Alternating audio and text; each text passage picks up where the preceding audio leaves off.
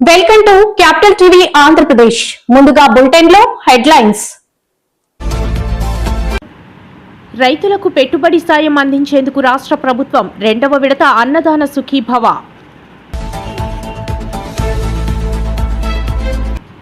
విశాఖ కొమ్మాదిలోని సాయిరాం కాలనీలో పలు అభివృద్ధి కార్యక్రమాలకు శంకుస్థాపన చేసిన ఎమ్మెల్యే గంట.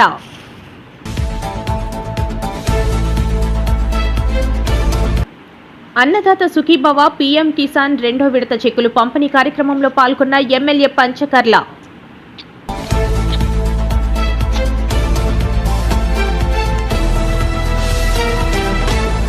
రాష్ట్రంలో ఉన్నది ప్రజాప్రభుత్వమా తాలిబాన్ ప్రభుత్వమా అంటూ నిలదీసిన బొత్స.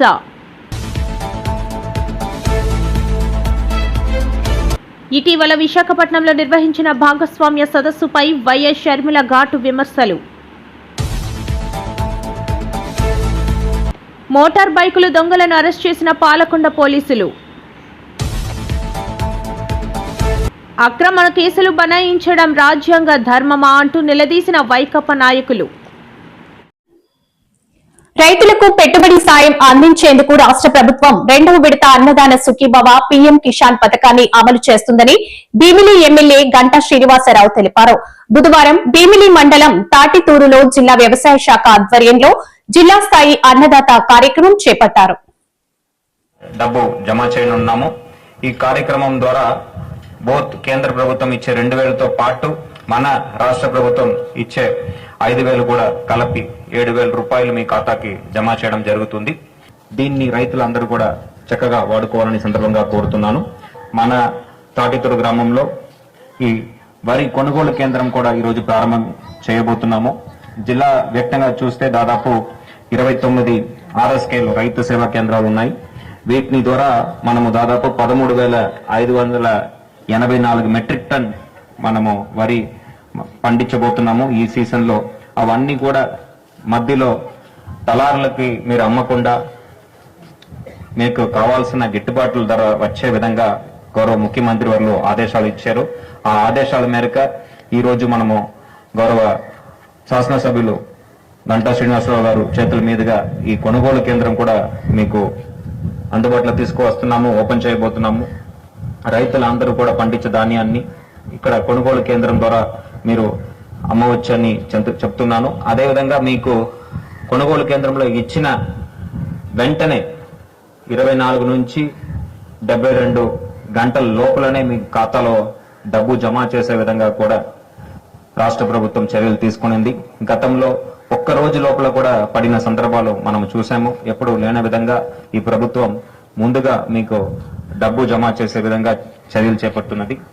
ఈ ఒక్క అన్నదాత సుఖీభవ కార్యక్రమమే కాకుండా ఎన్నో నూతన కార్యక్రమాలు మన ప్రభుత్వం తీసుకువచ్చింది. బిందు సేద్యంలో దాదాపు 90% సబ్సిడీతో డ్రిప్ ఇరిగేషన్ మీకు అందుబాటులో తీసుకువచ్చింది. ఉద్యాన పంటకి పెద్ద ఎత్తున ఉపయోగంగా ఉంటుంది. ఇంతే కాకుండా విత్తనాలు కూడా మనము సబ్సిడీలో పంపిణీ చేయడం జరిగింది. దాదాపు 87 మెట్రిక్ టన్ మన ఈ కేవలం ఒక భీమిలి నియోజకవర్గం తీసుకుంటే మాత్రం 87 క్వింటాల్ విత్తనాలు మనం పంపిణీ చేయడం జరిగింది. సో ఈ విధంగా ఎన్నో చక్కటి కార్యక్రమాలు రాష్ట్ర ప్రభుత్వం చేస్తున్నది. మన గౌరవ ముఖ్యమంత్రి వారిలో బటన్ నొక్కగానే ప్రధానమంత్రి వారిలో ఒక ఆశీస్సులతో ఈ 10 కోట్ల రూపాయలు మీ ఖాతాకు మధ్యలో ఎవరు లేకుండా, ఏ దళారు లేకుండా డైరెక్ట్ గా మీ ఖాతాకు పడే విధంగా ఒక చర్యలు చేపట్టడం జరిగింది. ఇలాంటి చక్కటి కార్యక్రమాలు రాబోయే రోజుల్లో కూడా కొనసాగుతుందని తెలుపుతూ దీనికి పూర్తి స్థాయిలో వ్యవసాయ శాఖ, ఉద్యాన శాఖ అందుబాటులో ఉండి పొలంబడి కార్యక్రమాల ద్వారా కొత్త విధానాలు మీకు నేర్పిస్తూ ఆదర్శ రైతుల్ని మీకు ముందు పెట్టి వాళ్ళు పొందే బెనిఫిట్స్ మిగతా అందరు రైతులకు వచ్చే విధంగా చేపడతామని ఈ సభాముఖంగా తెలియజేస్తూ ఎప్పటికెప్పుడు మనకు సలహాలు సూచనలు ఇచ్చి మన ప్రభుత్వ సంస్థని విశాఖ కొమ్మిదిలోని సాయిరాం కాలనీలో కార్పొరేట్ హేమలత ఆధ్వర్యంలో కాల్వలు, ప్రజా ఆరోగ్య కార్యక్రమాలు అభివృద్ధికి శంకుస్థాపన కార్యక్రమాన్ని గురువారం నిర్వహించారు. ఈ కార్యక్రమానికి ముఖ్య అతిథిగా భీమిలి ఎమ్మెల్యే గంటా శ్రీనివాసరావు పాల్గొన్నారు. నమస్కారం. ఈరోజు 5వ వార్డులో ఒక పండగ వాతావరణం నెలకొంది. ఎందుకంటే గతంలో ఎప్పుడూ లేని విధంగా ఈ ఒక్కరోజే దాదాపు 12 కోట్ల రూపాయల పనులకి మనం శంకుస్థాపన చేస్తున్నాం. అంటే అందులో 6 కోట్ల రూపాయలు పబ్లిక్ హెల్త్, అలాగే మరో 6 కోట్ల రూపాయలు అండర్ గ్రౌండ్ డ్రైనేజ్ సంబంధించి మొత్తం దాదాపు 22 రకాల పనులు 12 కోట్ల రూపాయలకు పైగా ఈ రోజు మనం ఇక్కడ శంకుస్థాపన చేసుకోవడం జరిగింది. మొత్తం మొన్నే చూస్తే ఒక 3 రోజుల క్రితం 1,50,00,000తోటి సింహాచలంలో సెంట్రల్ లైటింగ్ ఏర్పాటు చేసుకున్నాం. అలాగే ఈ నెలలోనే 7వ వార్డులో 7.3 కోట్లతోటి, 4వ వార్డులో 3 కోట్లతోటి, అలాగే మొన్ననే చంద్రపాలెం ఫుట్ఓవర్ బ్రిడ్జి 3.23 కోట్లతోటి, అలాగే కుమ్మరపాలెం ఎస్సీ బాయ్స్ హాస్టల్ 5 కోట్లతోటి. అంటే ఇవన్నీ కూడా ఎందుకు చెప్తా ఉన్నానంటే ఈ ఒక్క నెలలోనే దాదాపు ఈ 5, 6, 7 వార్డుల్లోనే దాదాపు 25 కోట్ల రూపాయలకు పైగా అభివృద్ధి కార్యక్రమాలకు మనం. అంటే మళ్ళీ మనకి పాత పూర్వం వైభవం గుర్తొస్తా ఉంది. 2014-19లో ఏదైతే ఆ రోజు 4,700 కోట్ల రూపాయలతోటి అభివృద్ధి అంటే ఏంటో అందరికి తెలిసే విధంగా ప్రతి ప్రాంతంలో కూడా అటు గ్రామాల్లో కానీ ఇటు వార్డుల్లో కానీ ఆ రోడ్లు కానీ డ్రైన్లు కానీ లేకపోతే కమ్యూనిటీ హాల్స్ కానీ పార్కులు కానీ స్కూల్ బిల్డింగ్స్ కానీ ఇట్లా ఎక్కడ ఏది అవసరం వస్తే అవన్నీ కూడా మనం కార్యక్రమాలు చేసుకుని అభివృద్ధి అంటే ఏంటో అందరికి తెలిసే విధంగా ఆ రోజు మనం చేసుకున్నాం. మళ్ళీ అదే స్ఫూర్తితోటి మరి ఈ సంవత్సరం కూడా ప్రభుత్వ అధికారంలోకి వచ్చిన తర్వాత దాదాపు ఇప్పటికే 150 కోట్ల రూపాయల పైగా వార్డుల్లో అభివృద్ధి కార్యక్రమాలు చేసుకున్నాం. అలాగే మండలాల్లో కూడా ఎన్నో ఏళ్లుగా పెండింగ్ ఉన్న అభివృద్ధి కార్యక్రమాలు పూర్తి చేసుకుంటా ఉన్నాం. నిన్ననే మనకి అనంత పద్మనాభ స్వామి యొక్క దీపోత్సవం అయింది. దాదాపు 2.5 లక్షల మంది భక్తులు దీపోత్సవానికి వచ్చారు. గతంలో దీపోత్సవంకి వస్తే అంతా అక్కడ గందరగోళంగా జరిగేది. అటువంటిది నిన్న ఎంత ప్రశాంతంగా సజావుగా సాగిందంటే సాయంత్రం మనం స్టార్ట్ అయిన దగ్గర నుంచి దీపోత్సవం పూర్తి చేసుకుని 9 గంటలకల్లా భక్తులు ఎక్కడ ఎలాంటి అసౌకర్యం లేకుండా ప్రశాంతంగా దేవుడిని దర్శనం చేసుకుని వాళ్ళందరూ కూడా తిరిగి మళ్ళీ కూడా ప్రయాణం కావడం జరిగింది. అంటే దానికి ప్రధాన కారణం ఏంటంటే ఎన్నో ఏళ్లుగా పెండింగ్ గా ఉన్న తిరుపతి ఘాట్ రోడ్ ఎలాగో పద్మనాభ స్వామి కూడా ఒక ఘాట్ రోడ్ మనం నిర్మించుకున్నాం. 2014-19 ఆ సమయంలో మనం ఘాట్ రోడ్ స్టార్ట్ చేసి దాదాపు 75% పనులు పూర్తి చేశాం. కానీ దురదృష్టం ఏంటంటే ఆ తర్వాత వచ్చిన వైసీపీ ప్రభుత్వం ఆ 5 ఏళ్లలో మిగిలిపోయిన ఆ 25% పనులు కూడా కంప్లీట్ చేయకపోతే మళ్లీ మన ప్రభుత్వం వచ్చిన తర్వాత ఈ 16 నెలల్లో దాన్ని కంప్లీట్ చేశాం.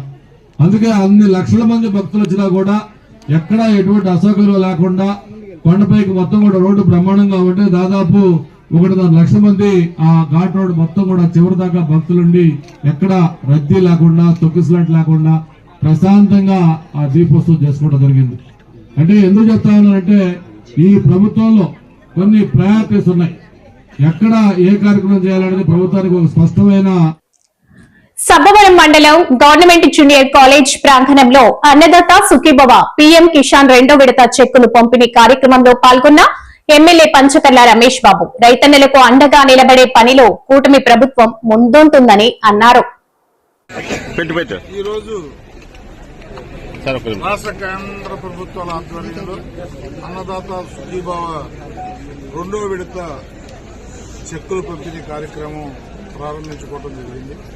ఇది ఒక మంచి సంతృప్తినిచ్చే కార్యక్రమం, పేదవాడికి సాయం జరిగే కార్యక్రమం.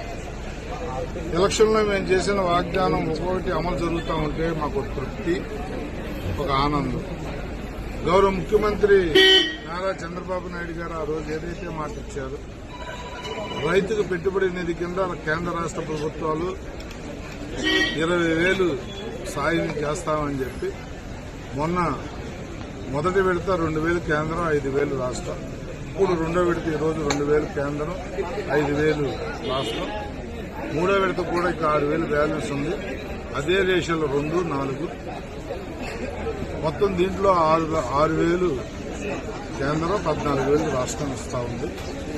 ప్రతి రైతు కూడా ఆనందపడుతున్న నేపథ్యం. ఇది చిన్న విషయం కాదు.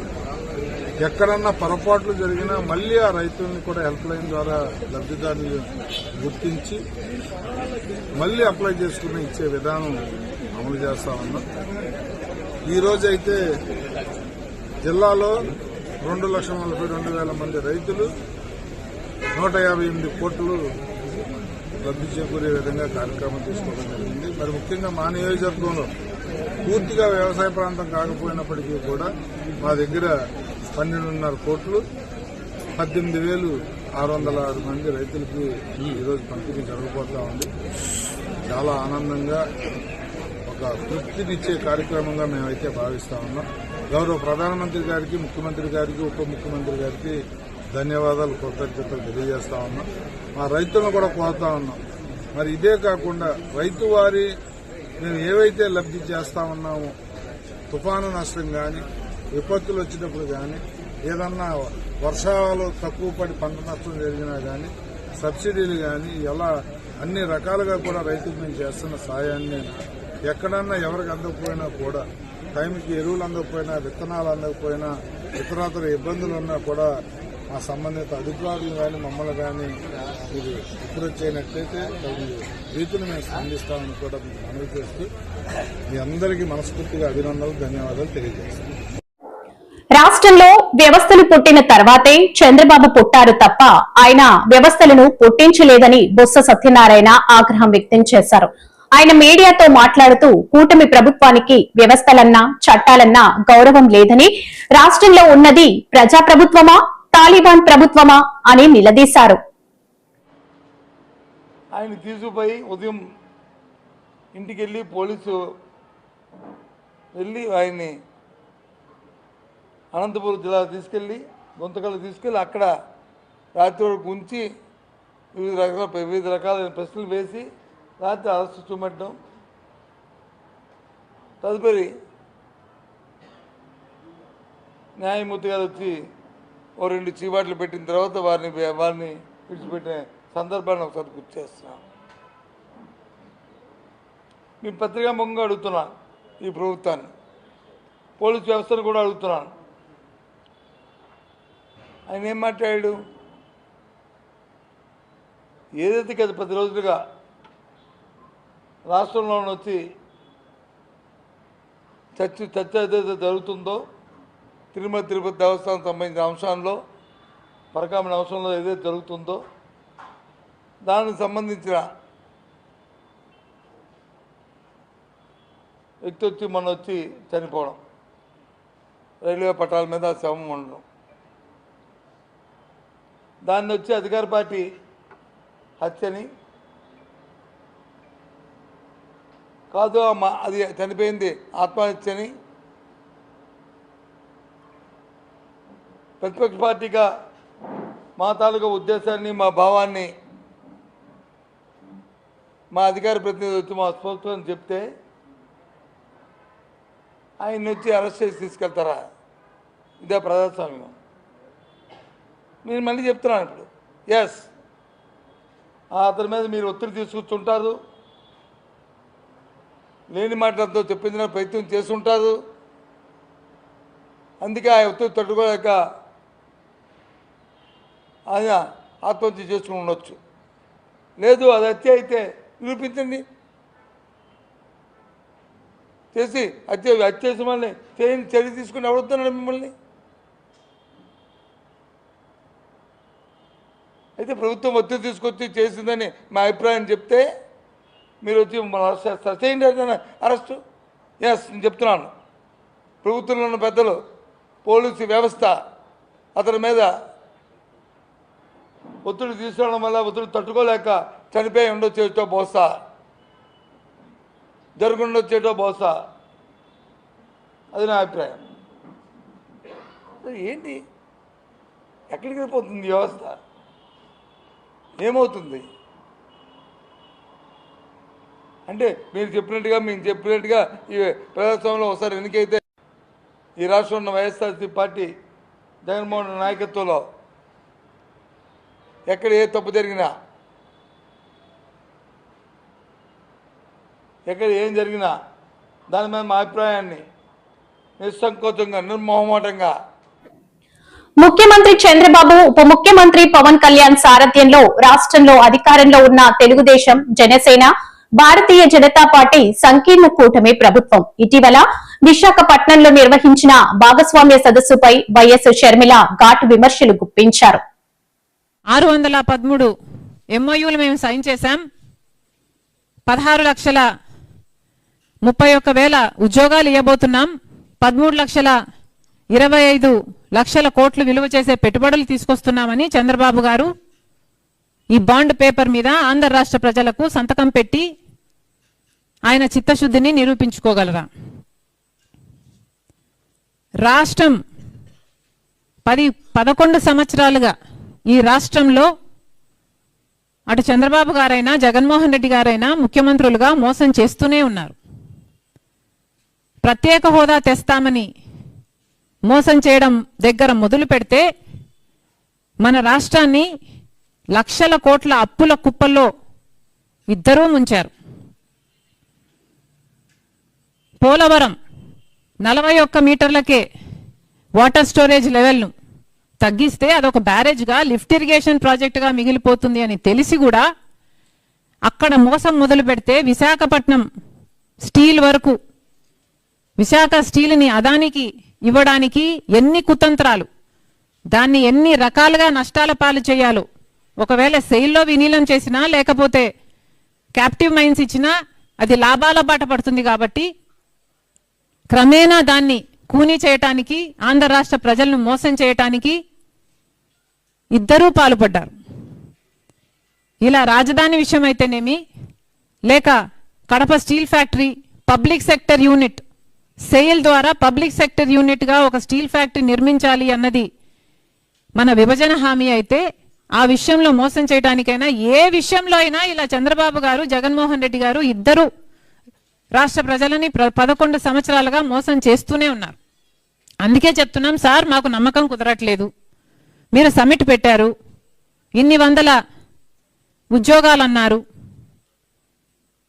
100 ఉద్యోగాలు, లక్షల కోట్లు విలువ చేసే పెట్టుబడులు, లక్షలు ఉద్యోగాలు.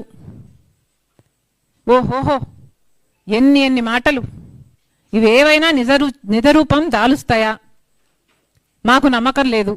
అందుకే అడుగుతున్నాం, చంద్రబాబు గారు ఈ బాండ్ పేపర్ మీద సంతకం పెట్టగలరా? ఈ సంతకం పెట్టగలిగితే ఆంధ్ర రాష్ట్ర ప్రజలు మిమ్మల్ని నమ్ముతారు.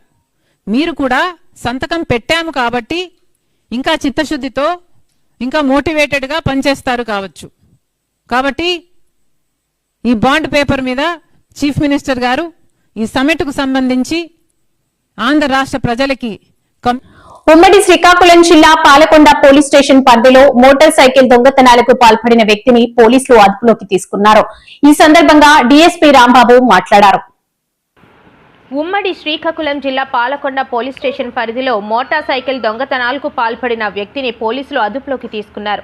ఈ సందర్భంగా డీఎస్పీ రాంబాబు మాట్లాడుతూ, పాలకొండ ఎస్ఐ ప్రయోగమూర్తి సిబ్బంది పాలకొండ పట్టణంలోని యాలం జంక్షన్ వద్ద వాహనాలు తనిఖీ చేస్తుండగా మోటార్ సైకిల్ను ఆపి దాని నెంబర్ను పరిశీలించగా ఆ వ్యక్తిని పట్టుకుని విచారించగా మొత్తం పాలకొండ పట్టణంలో 4 మోటార్ సైకిల్ను, జలుమూరు పోలీస్ స్టేషన్ పరిధిలో 1 మోటార్ సైకిల్ను దొంగతనం చేసినట్లు తెలిపారు.